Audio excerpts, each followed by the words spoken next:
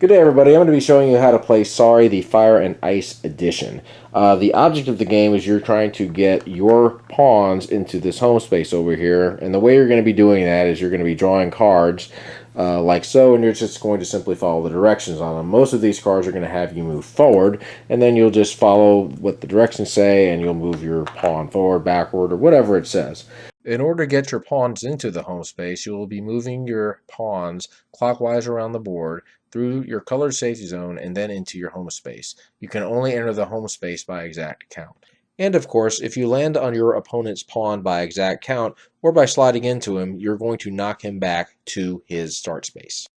Now, some of the differences between this game and the original Sorry is one of them is that there's only 3 pawns instead of 4. A second one is that in the original game you would have to draw a 1 or a 2 in order to get your pawn out. Not so in this game. You can draw anything as long as it will allow you to move forward. So if you draw a card that says move backwards 4, you're not going to be able to do it. But any other card, you will be able to get your pawn out. And of course, there are the fire up and the ice tokens over here, and I'll show you how those work here in a minute. And the Sorry card has a new rule on it. Typically in Sorry, if you end up drawing this card, you can take any pawn that is on the board that is not yours and knock him back to his start spot and replace that pawn with yours.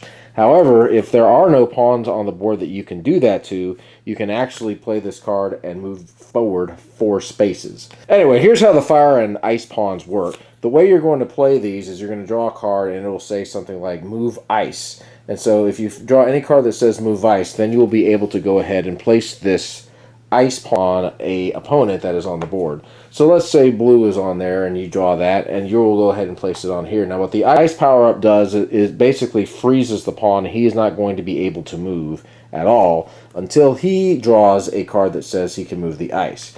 Now one of the advantages to having this is that he cannot get knocked back to his start space, even if someone runs into him by exact count or whatever.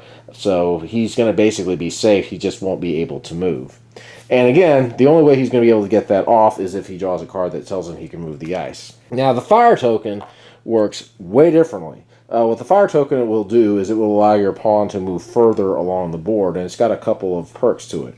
And again, the way you're going to play this is if you draw a card that says you can move the fire. So let's say you're blue, and you go ahead and draw this, and you're going to go ahead and put the fire pawn on, and in this case, you're going to go ahead and move forward too. Now, on your next turn, before you draw a card, you will be able to move over here to one of these spaces that has a fire circle on it. So on his next turn, he'd be able to go here, and then he would be able to draw a card and then follow the directions on it. Now, another advantage to having the fire power up is if he manages to get his pawn home while he still has this, he will be able to take another pawn to the home space with him. Even if he's in the start space, he'll be able to go ahead and take it. The only way he won't be able to take it is if that pawn has the ice on him. So basically that's the differences between the regular Sorry and this Sorry. This game has a lot of pretty cool little elements to it. So if you like Sorry, I think you're going to like this version. Enjoy.